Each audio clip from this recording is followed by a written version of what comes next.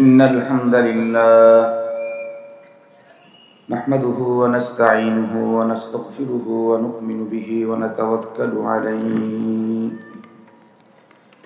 ونعوذ بالله من شرور أنفسنا ومن سيئات أعمالنا من يهده الله فلا مضل له ومن يضلله فلا هادي له ونشهد أن لا إله إلا الله وحده لا شريك له ونشهد أن سيدنا وسندنا وحبيبنا وشفيعنا وطبيبنا وطبيب قلوبنا وأولانا ومولانا محمدا عبده ورسوله الذي أرسله بالحق إلى الخلق بشيرا ونذيرا وداعيا إلى الله بإذنه وسراجا منيرا أما بعد فأعوذ بالله من الشيطان الرجيم بسم الله الرحمن الرحيم وما كان لمؤمن أن يقتل مؤمنا إلا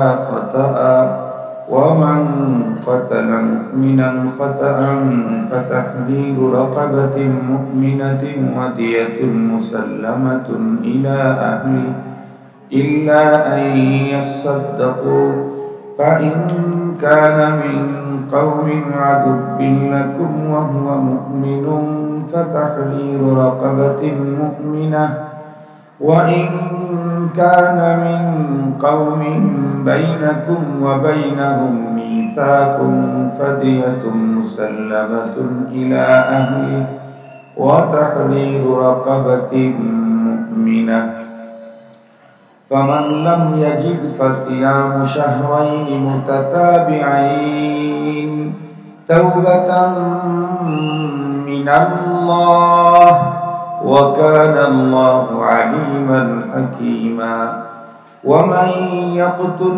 مؤمنا متعمدا فجزاؤه جهنم خالدا فيها وغضب الله عليه ولعنه وأعد له عذابا عظيما صدق الله مولانا العظيم وصدق رسوله النبي الأمي الكريم ونحن على ذلك لمن الشاهدين والشاكرين والذاكرين والحمد لله رب العالمين اللهم صل على سيدنا مولانا محمد وعلى آله وأصحابه وبارك وسلم اللهم صل على محمد النبي الأمي وعلى آله وسلم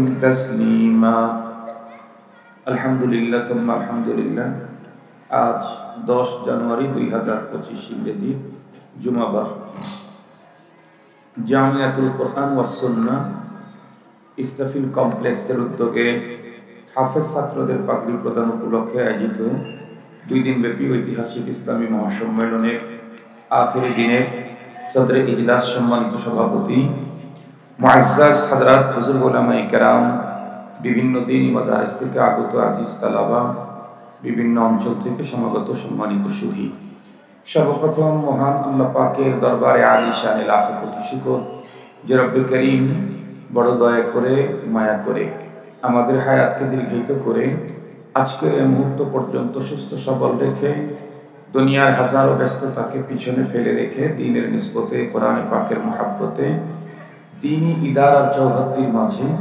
জান্নাতি পরিবেশে আহলুল্লাহদের সাহবতে আমাদেরকে উপস্থিত হওয়ার সুযোগ দিয়েছেন এজন্য দিল থেকে মহান সত্তার শুকরিয়া আদায় করছি মহাব্বত ও আকীদাতের সাথে সকলেই পড়ে নেই আলহামদুলিল্লাহ মুহতারাম হাজিরিন আসলে মাওলানা বয়ান করতেছিলেন অনেক চমৎকার কণ্ঠ সুন্দর আলোচনাও ভালো আমি মাঝখানে এসে একটু ডিস্টার্ব করে ফেললাম এবং আমার এই খুব বেশি সময় দেওয়ার মতো সুযোগও আমার হাতে নেই একেবারে অল্প টাইম কি কথা বলবো ভাবতেছিলাম আসলে এত অল্প টাইমে অনেক সময় জেহেনের ভিতরে আলোচনার বিষয়বস্তু হাজির থাকে না, আসে না।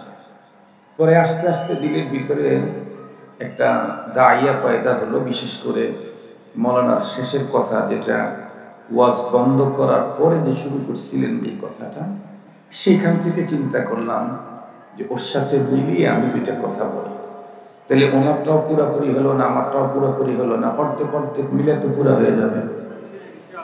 এজন্য ওনার কথা থেকেই আমার আজকের এই আলোচনা। উনি যে কথাটা শেষের দিকে বলতেছিলেন সেটি হলো, পৃথিবীর একজন মা, পৃথিবীর একজন বাবা সন্তানকে সৃষ্টি করে নাই, লালন করেছে, জন্ম দিয়েছে। তাতেই যদি তার প্রতি এত মায়া হয়, তাহলে যে রব কোনো কিছু ছাড়া সব নিজের পক্ষ থেকে দিয়ে তৈরি করলেন। মানুষের তো কোনো কিছুই ছিল না। আল্লাহ আলাল ইনসানি হিনুম মিনাদ দাহর লাম ইয়াকুন শাইআম মাযকুর, কোনো কিছুই ছিল না। সেখান থেকে সবকিছু দিয়ে একেবারে মাথার উপরের চুল থেকে পায়ের তালুর নিচের চামড়া পর্যন্ত টোটালটি সব কার দেয়া? আল্লাহ। তাহলে এই আল্লাহ পাকের অন্তরে একজন মানুষের প্রতি মায়া কি পরিমাণ, এই কথাটাকে নিয়েই আমার আজকে সূরা নিসা 92-93 নম্বর আয়াতের তর্জমাটা আপনাদেরকে শোনাই। মূলত 92-93 নম্বর আয়াত সূরা নিসাতে আল্লাহ তাআলা কোন মুমিনকে হত্যা করলে তার ব্যাপারে আল্লাহ তাআলা স্পষ্ট বার্তা জানায় দিয়েছেন। একজন মুমিন আর একজন মুমিনকে হত্যা করে ফেলেছে, এ ব্যাপারে রব্বে কারীমের বার্তা কি, এই কথাটা এখানে আল্লাহ তাআলা জানিয়ে দিয়েছে। ওই কথাটা গভীরভাবে উপলব্ধি করতে চাইলে আমাদেরকে ছোট্ট একটা ভূমিকা হলেও বুঝতে হবে। আমরা প্রত্যেকেই জানি স্রষ্টা একজন আল্লাহ, কিন্তু তার সৃষ্টি কতগুলি, পৃথিবীর কোনো মানুষের কাছে তার কোনো পরিসংখ্যান নেই। বরং কোরআনে পাকে আল্লাহ পাকের পাল্টা চ্যালেঞ্জ আছে। আল্লাহ তাআলা বলেন, ওয়া ইন তাউদ্দু নি'মাতাল্লাহি লা তুহসুহা, তোমরা যদি আমার প্রোডাক্ট, আমার নেয়ামত, আমার সৃষ্টি গুনতে চাও, রব চ্যালেঞ্জ করলেন, লা তুহসুহা, কশিন কালেও গুণে শেষ করতে পারো। মজার কথা হলো, এই অসংখ্য অগণিত সৃষ্টি আল্লাহ পাক দুইটা উদ্দেশ্যে সৃষ্টি করেছেন। এক হলো মানব আর দানব। তাদের সৃষ্টির ব্যাপারে আল্লাহ তাআলা বলেন, ওয়ামা খালাকতুল জিন্না ওয়াল ইনসা ইল্লা লিয়াবুদুন। জিন ইনসানকে একটা টার্গেট নিয়ে তৈরি করা হয়েছে, সেটা হলো আল্লাহ পাকের ইবাদত। জিন ইনসান বাদে কুল কায়নাতের যত সৃষ্টি আছে সবগুলিকে আল্লাহ পাক তৈরি করেছেন আর একটা উদ্দেশ্য, সেটাও আল্লাহর কোরআনে আল্লাহ পাক বলেন, হুয়াল্লাযী খালাকা লাকুম মা ফিল আরদি জামিআ। তিনি ওই সত্তা যিনি তোমাদের কল্যাণে জমিনের সবকিছুই তৈরি করেছেন। এই জমিন, আসমান, গ্রহ, নক্ষত্র, গ্যালাক্সি, তারকা, যা দেখি আর না দেখি সবগুলি মানুষের সৌজন্যেই তৈরি। এই কথাটা আমাদের রাসূল করিম সাল্লাল্লাহু আলাইহি ওয়াসাল্লাম আরো স্পষ্ট করে বয়ান করেছেন। নবীজি বলেন, আদ-দুনিয়া খুলিকাত লাকুম। নবীজি কি বললেন? আদ-দুনিয়া খুলিকাত লাকুম, পৃথিবী তো তোমাদের সৌজন্যে তৈরি, তোমাদের কল্যাণে সব কিছু। এই পৃথিবী, আসমান, জমিন যে আমাদের কল্যাণে, আমাদের সৌজন্যে, এটা বুঝবার জন্য কোরআনের আরেকটা আয়াতের দিকে দেখা যেতে পারে। আমরা প্রত্যেকে জানি কোরআনে হাকিম আল্লাহ বলেছেন, আমি আসমান তৈরি করেছি তো 7টা। 7 আসমানের মধ্যে সবচেয়ে শ্রেষ্ঠতম আসমান কোনটা? যে আসমানের উপরে আল্লাহ পাকের আরশ, সে হলো সকল আসমানের মধ্যে সবচেয়ে শ্রেষ্ঠতম আসমান।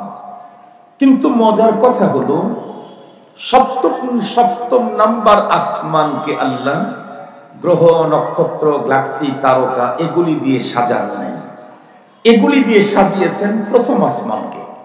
কোরআনে হাকিম আল্লাহ তাআলা বলেন, وَلَقَدْ زَيَّنَّا السَّمَاءَ الدُّنْيَا بِزِينَةٍ الْكَوَاكِبِ। আল্লাহ বলেন সামাউদ দুনিয়া, এটাকে আমি সুন্দর করে সাজিয়েছি, ডেকোরেশন করেছি। তাহলে অবশ্যই এই আসমানের ডেকোরেশন মানুষের সৌজন্যে, একেবারে শর্টকাট কথা। সব কিছু তৈরি করলেন আল্লাহ পাক যাদের জন্যে, তাহলে সেই সৃষ্টিটা আল্লাহ পাকের কাছে কত দামি আল্লাহ নিজেই ঘোষণা দেন, ওয়ালাকাদ কাররামনা বানি আদম। সকল সৃষ্টির মধ্যে আমি শ্রেষ্ঠত্ব দামি আদম সন্তানকেই বানাইলাম।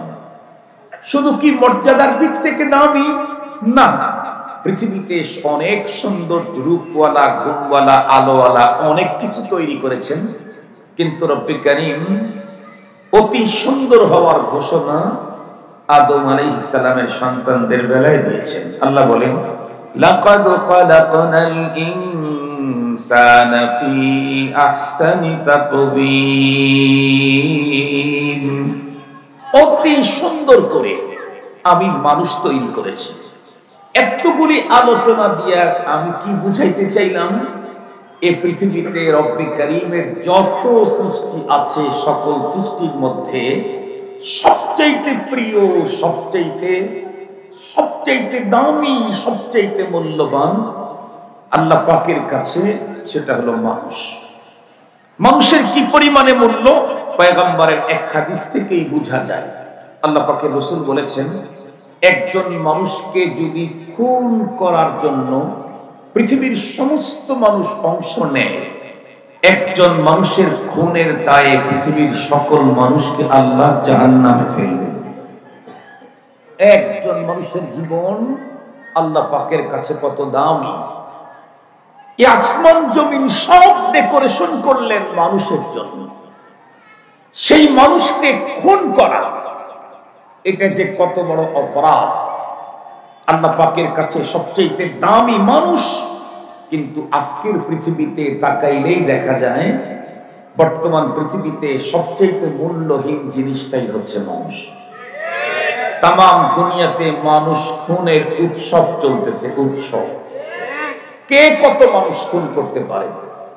তাকায় দেখেন ইউক্রেন, তাকায় দেখেন কাশ্মীর, তাকায় দেখেন গাজা, তাকায় দেখেন বিগত সময় একটু স্বস্তি হয়েছে সিরিয়া, তাকায় দেখেন এখনো মিশর, তাকায় দেখেন পৃথিবীর প্রান্তে প্রান্তে মানুষ খুনের মুসাবাকাত, প্রতিযোগিতা চলছে। অত দূর কেন যেতে হবে? আমাদের বাংলাদেশ যেখানে 90+ মুসলমান, সেই দেশের দিন যত গড়তেছে মানুষ খুন তত বেড়ে চলছে। দেখেন না পেপার, পত্রিকা, সোশ্যাল মিডিয়ায় ব্রিফকেসের ভিতরে লাশ, ফ্রিজের ভিতরে লাশ, ড্রেনের ভিতরে লাশ, পলিথিনের ভিতরে 7 টুকরা লাশের 7 টুকরা, কচু ক্ষেতের ভিতরে লাশ, আখ ক্ষেতের ভিতরে লাশ, নিজ ঘরের ভিতরে লোক খুন হয়ে আসে। একেবারে নর্মাল একটা বিষয় নিয়ে মানুষ খুন, 1 বিঘা জায়গা নিয়ে মানুষ খুন, স্বামী কর্তৃক স্ত্রী হত্যা, স্ত্রী কর্তৃক স্বামী হত্যা, ভাই ভাই খুন, ছেলে বাবাকে খুন, এমনকি একই দলের লোক তার নিজের দলের লোককে খুন। শুধু কি তাই, আরো চূড়ান্ত ভয়ঙ্কর জঘন্যতম অবস্থা, বলতে লজ্জা করে। সারা পৃথিবীর মানুষ আমরা সারা জীবন একটা ওয়াজ করলাম, বই লিখলাম, ওয়াজ করলাম, জানলাম, শুনলাম, সেটি হলো পৃথিবীর 2 জন মানুষ আল্লাহ এবং রাসূলের পরে সর্বাধিক আপন, সেটা হলো মা আর বাবা। এ কারণেই তো আজকেও এই পৃথিবীতে আমার দেশে হাজার হাজার এমন মা আছে, যেই মায়ের মাত্র একটা বাচ্চা জন্মের পরে তার স্বামী মারা গেছেন, উনি ওনার জীবন যৌবন টোটালটা শুধু সন্তানের কল্যাণেই ব্যয় করলেন, জীবনে আর বিয়ে পর্যন্ত করলেন না। এরকম মা আছে না? কিন্তু এখন কি শুনতে পাই, মা তার যেই সন্তানকে বড় কষ্ট করে নিজের পেটে 9-10 মাস বহন করলেন, জীবন মরণের সন্ধিক্ষণে দাঁড়িয়ে যেই মা তার সন্তানটাকে প্রসব করলেন, যেই সন্তানকে নিজের বুকের দুধ পান করালেন, আজকে অনেক মাই পরকীয়ার কারণে সন্তান বলি হয়ে যাচ্ছে। কথা বলেন। তাহলে আপন দলের কাছে যদি স্বদলীয় লোকের নিরাপত্তা না থাকে, মায়ের কোলেও যদি সন্তানের জীবন নিরাপদ না থাকে, তাহলে এই পৃথিবীতে মানুষের জীবনের নিরাপত্তা কোথায়? শুধু কি তাই, এর চাইতেও ভয়ঙ্কর। সারা জীবন আমরা দেখলাম কি, বললাম কি, আর শুনলাম কি। আমাদের বাংলাদেশের একটা জায়গা তামাম দুনিয়ার অনেক মানুষ চেনে, সেটি হলো টঙ্গীর ময়দান, তুরাগ নদীর তীরে। ওই মাঠের প্রতি তামাম দেশের মানুষের সিরিয়াস দুর্বলতা। রাজনৈতিক পরিচয় যার যেটাই হোক, বিগত দিনগুলিতে আমরা দেখেছি 3 দিনের ইস্তেমার শেষ মুহূর্তে দোয়ার আগে রাষ্ট্রপ্রধান থেকে শুরু করে বিরোধী দলের প্রধান থেকে শুরু করে প্রত্যেকেই তাদের কার্যালয় ত্যাগ করে নির্ধারিত এরিয়াতে এসে এইখানে দোয়াতে শামিল হতেন। কারণ এই জামাতের প্রতি এক অস্বাভাবিক দুর্বলতা, উন্নত আকীদা আর বিশ্বাস। অথচ সেই জায়গাটাও আজকে নিরীহ দায়ীদের রক্তে রঙিন করা হয়ে গেল। সঙ্গত কারণেই খোদাই এই মেসেজটুকুন আমার দেশের মানুষের কাছে পৌঁছানো প্রয়োজন বলে আমি মনে করছি। তাই আমি 2টা আয়াতে কারিমার খোদাই মেসেজ আপনাদের খেদমতে পেশ করছি। এটা মোল্লার বক্তব্য না, এটা আল্লাহর বক্তব্য। আমি যেটা বলবো এখন, এটা কি মোল্লার বক্তব্য না আল্লাহর বক্তব্য? আল্লাহর বক্তব্য। আল্লাহ তাআলা কি বলেন খুব সুন্দর করে শুনবেন। আল্লাহ তাআলা বলেন, মা কানা লিমুমিনিন আন ইয়াকতুলা মুমিনা। আল্লাহ প্রথমে কি বলেন? একজন মুমিন আর একজন মুমিনকে হত্যা করতেই পারে। এটা আল্লাহর কথা। মা কানা লিমুমিনিন আন ইয়াকতুলা মুমিনা।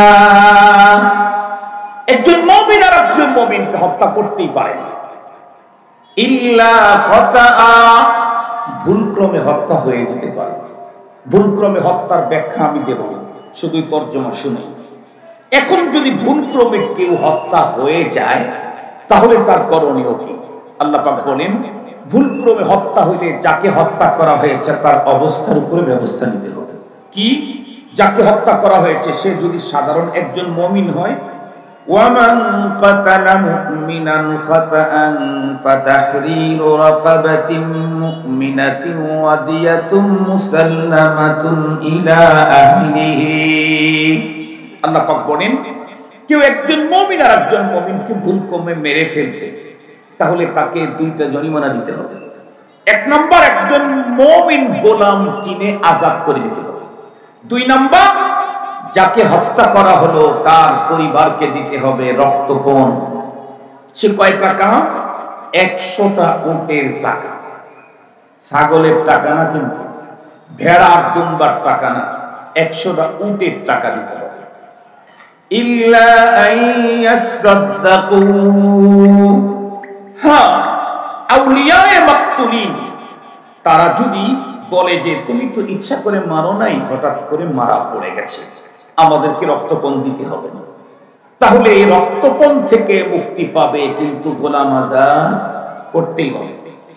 فَإِنْ كَانَ مِنْ قَوْمٍ عَدُوٍّ لَكُمْ وَهُوَ مُؤْمِنٌ فَتَحْرِيرُ رَقَبَةٍ مُؤْمِنَةٍ। যাকে হত্যা করা হয়েছে লোকটা মুমিন, কিন্তু লোকটা হলো এমন এক গ্রুপের, যেই গ্রুপের সাথে আমাদের সিরিয়াস শত্রুতা। এমনটি যদি হয়, আল্লাহ বলেন সেই ক্ষেত্রে রক্তপণ দিতে হবে না, কিন্তু এর জন্য একজন মুসলিম গোলাম কিনে আজাদ করতেই হবে। وَإِنْ كَانَ مِنْ قَوْمٍ بَيْنَكُمْ وَبَيْنَهُمْ مِيثَاقٌ فَدِيَةٌ مُسَلَّمَةٌ إِلَى أَهْلِهِ وَتَحْرِيرُ رَقَبَةٍ مُؤْمِنَةٍ। যে লোকটা ভুলে হত্যা হলো, এই লোকটা অন্য পক্ষের, শত্রু পক্ষের, কিন্তু তাদের সাথে আমাদের সমঝোতা আছে, তাদের সাথে আমাদের চুক্তি হয়েছে। সেই গ্রুপের একটা মুমিন মানুষ মারা গেছে, তাহলে সেই ক্ষেত্রে এখন 2টাই জরিমানা।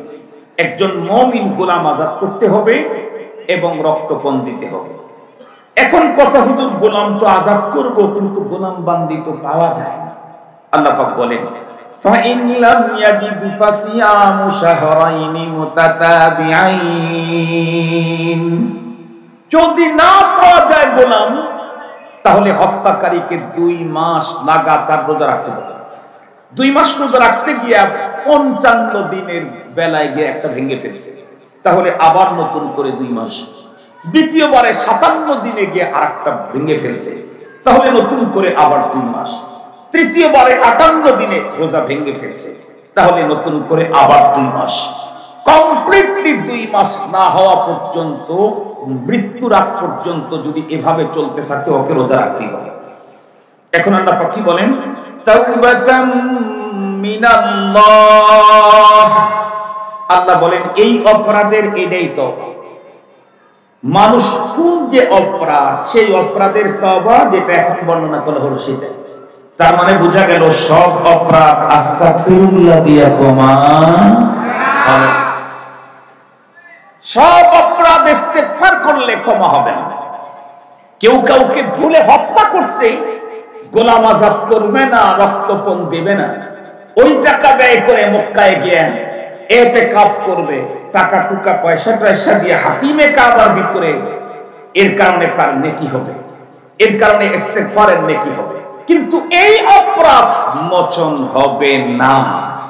এই অপরাধের তওবা যেটা বর্ণনা করা হয়েছে, আল্লাহ আরো কি বলেন, ওয়া কানাল্লাহু আলিমান হাকীমা, আল্লাহ সর্বজ্ঞ প্রজ্ঞাময় হিকমতওয়ালা।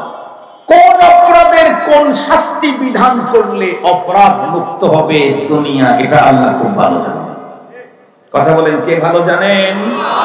কোন অপরাধের কোন শাস্তি বিধান করলে দুনিয়া অপরাধ মুক্ত হবে, আল্লাহ পাক এটা খুব ভালো জানেন। এরপরে 93 নম্বর আয়াত আল্লাহ তাআলা বলেন, وَمَن يَقْتُلْ مُؤْمِنًا مُتَعَمِّدًا فَجَزَاؤُهُ جَهَنَّمُ, আল্লাহ তো আগেই বলেছেন কোন মুমিনকে হত্যা করতে পারে না। এখন যদি ইচ্ছাকৃত কোন মুমিনকে হত্যা করেই ফেলে, তাইলে কি হবে? আল্লাহ পাক বলেন ফাজাযাউহু জাহান্নাম, তার মানে ওই লোক এত বড় অপরাধ করলো যেই অপরাধের ক্ষমার সিস্টেম দুনিয়াতে আর নেই, বরং এই অপরাধের শাস্তি হলো পরপারে জাহান্নাম। কতদিন? খালিদান ফিহা, চিরজীবন। শুধুই কি চিরজীবন জাহান্নামে থাকবে? না, আরো আছে। ওয়াগাদিবাল্লাহু আলাইহি ওয়া লা'নাহু ওয়া আ'আদ্দা লাহু আযাবান আযীমা, আল্লাহ পাক বলেন আরো শাস্তি হলো চিরস্থায়ী জাহান্নামে। এরপরে রব থাকবেন তার উপরে সর্বাধিক প্রধান্বিত। সহিহ হাদিসের বর্ণনায় এসেছে রব্বুল আলামিন পরপারে 3 শ্রেণীর মানুষের উপরে সবচেয়ে বেশি প্রধান্বিত থাকবেন। তার ভিতরে একটা হলো মান কাতালা মুমিনান মুতাআম্মিদান, যে একজন মুমিন আর একজন মুমিনকে ইচ্ছাকৃত হত্যা করেছে, তার প্রতি রব্বে কারীম থাকবেন সবচেয়ে বেশি প্রধান্বিত, রাগান্বিত। এরপরে তার উপরে আল্লাহ পাকের লানত আর উন্নত শাস্তি তাদের জন্য রেডি করে রাখা হয়েছে। এখন একটা জিজ্ঞাসা আপনারা আমাকে করতে পারেন, হুজুর তাহলে কোন মুমিন যদি আর একজন মুমিনকে ইচ্ছাকৃত হত্যা করেই ফেলে, যেমন স্বামী স্ত্রীকে মেরে ফেলেছে, স্ত্রী স্বামীকে মেরে ফেলেছে, ভাই ভাইকে হত্যা করে ফেলেছে, রাজনৈতিক প্রতিহিংসার কারণে একজন আর একজনকে ইচ্ছাকৃত হত্যা করে ফেলেছে, অথবা আয়না ঘরে নিয়ে হত্যা করেছে ইচ্ছাকৃত, অথবা ক্রসফায়ারের নামে ইচ্ছাকৃত হত্যা করেছে, অথবা রিমান্ডে এক্সেস শাস্তি দিতে গিয়া হত্যা করে ফেলেছে, এই যে কোনো পদ্ধতিতে হোক, অথবা টঙ্গীর ময়দানে রাত্রি 3টার সময় ছুরি ঢুকায় হত্যা করে ফেলেছে, যে কোনো পদ্ধতিতেই হোক, ইচ্ছাকৃত একজন মুমিন আর একজন মুমিনকে যদি হত্যা করে, তাহলে এর ব্যাপারে আসল ফতোয়াটা কি? তো আমি বলবো এই জটিল মাসআলার ফতোয়া আব্দুল বাসেত খান তার বাবার দেওয়ারও অধিকার নেই, সে সক্ষমতাও নাই। এই ব্যাপারে আমরা জিজ্ঞেস করতে পারি খায়রুল কুরুনে যাদেরকে আল্লাহ তাআলা আমাদেরকে ফলো করে চলতে বলেছেন কোরআনে, সে হলো সাহাবায়ে কেরাম। আল্লাহর কোরআনে আল্লাহ বলেন ওয়াল্লাযীনা ইত্তাবাউহুম বিইহসান রাদিয়াল্লাহু আনহুম ওয়া রাদু আন ওয়া আ'আদ্দা লাহুম জান্নাত। সাহাবায়ে কেরামদেরকে যারা অনুকরণ করে চলবে সঠিক পদ্ধতিতে, রব বলেন আমি তাদের উপরেও রাজি খুশি, তাদের জন্য জান্নাত রেডি। তাহলে সাহাবীদেরকে জিজ্ঞেস করি, তাদের কাছ থেকে ফতোয়া নেই তো কোন সাহাবীকে জিজ্ঞেস করবো, যেহেতু কোরআনের আয়াত। তাহলে সমস্ত সাহাবীদের ভিতরে কোরআনের তাফসীরের সবচেয়ে বড় যিনি ছিলেন, রাসের ইসফি ইলমি তাফসীর, হযরত আব্দুল্লাহ ইবনে আব্বাস রাদিয়াল্লাহু তাআলা তাকেই জিজ্ঞেস করবেন। উনি তাফসীর জগতের দুনিয়ার ভিতরে সবচেয়ে শ্রেষ্ঠ। সাহাবীদের যুগেও ওনার চাইতে বড় কোনো মুফাসসির সাহাবীদের যুগেও ছিল না। হযরত ইবনে মাসউদ রাদিয়াল্লাহু তাআলা কে আপনার আমার জিজ্ঞেস করা লাগবে না, ওনাকে একজন সাহাবী সম্ভবত জিজ্ঞেস করেছিলেন, অথবা তাবেঈ জিজ্ঞেস করলেন, ইবনে আব্বাস আপনি বলেন তো দেখি, একজন মুমিন যদি আরেকজন মুমিনকে ইচ্ছাকৃত হত্যা করে ফেলে তাহলে তার জন্য কি হবে? উনি তখন কোরআন শরীফের এই আয়াতটা তেলাওয়াত করে শোনায় দিলেন, وَمَن يَقْتُلْ مُؤْمِنًا مُتَعَمِّدًا فَجَزَاؤُهُ جَهَنَّمُ خَالِدًا فِيهَا وَغَضِبَ اللَّهُ عَلَيْهِ وَلَعَنَهُ وَأَعَدَّ لَهُ عَذَابًا عَظِيمًا। এই আয়াত যখন শোনায় দিলেন, প্রশ্নকারী আবার জিজ্ঞাসা করলেন, وَإِن تَابَ وَأَصْلَحَ وَعَمَلَ عَمَلًا صَالِحًا وَاهْتَدَى।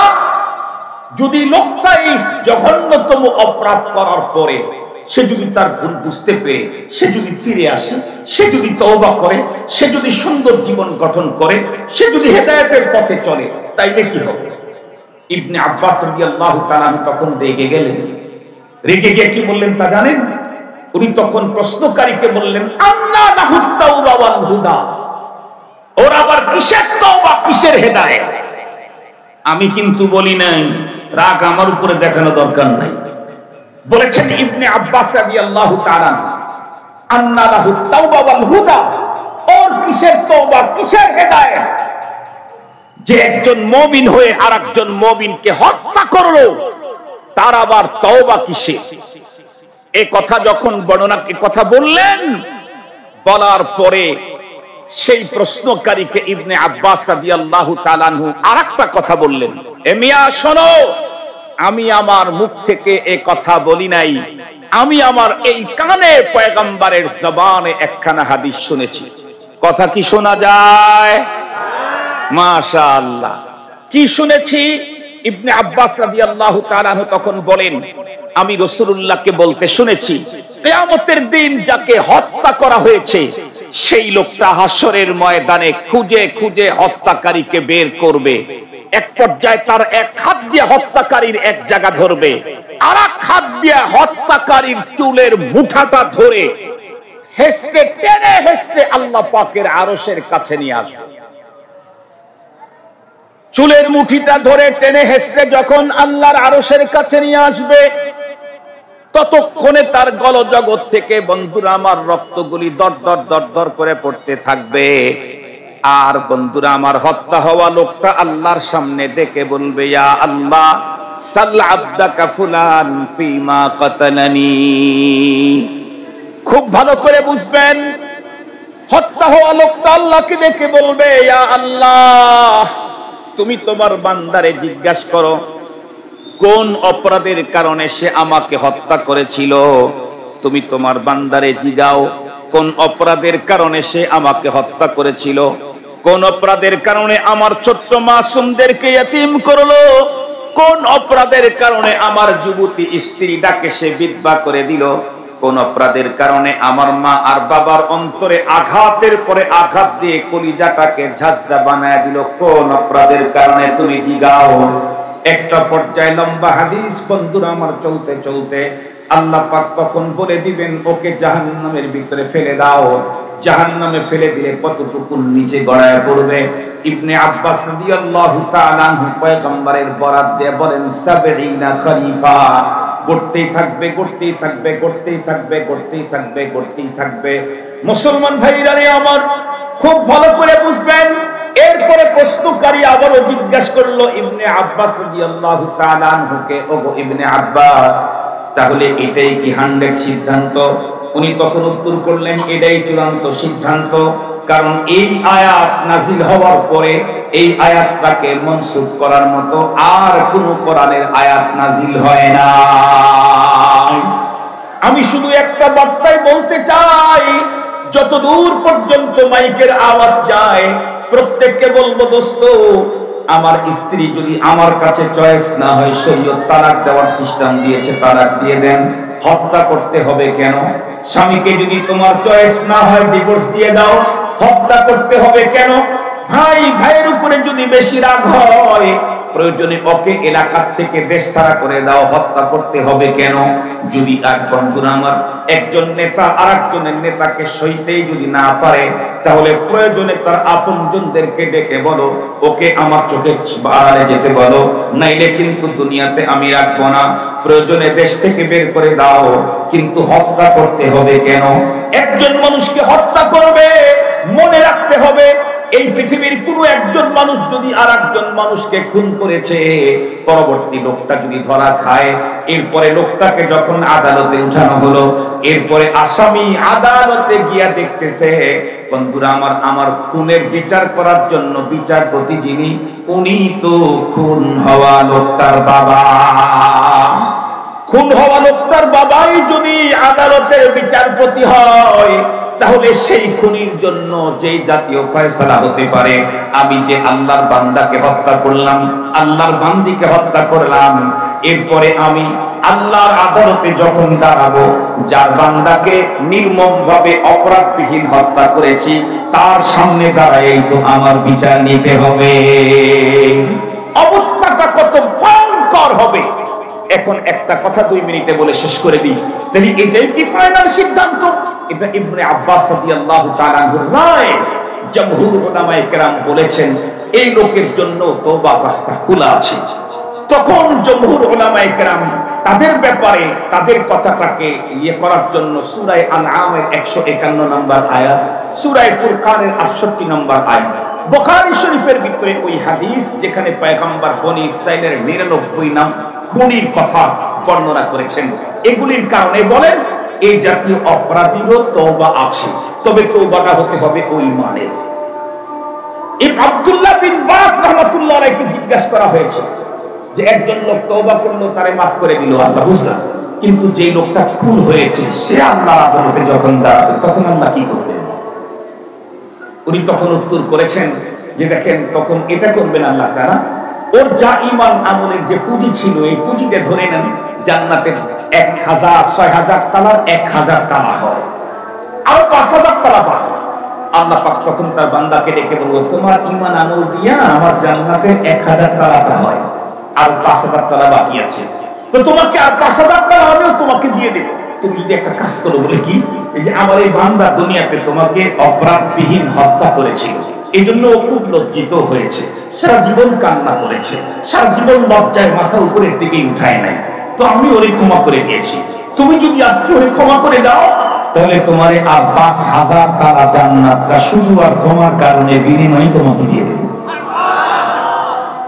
খুব ভালো করে বুঝবেন, সেই দিন যদি কেউ পেছ লাগাইয়া বলে যে আল্লাহ আমার 1000 তালাই থাক, পরে আমি ক্ষমা করতাম না, তাইলে কি হবে?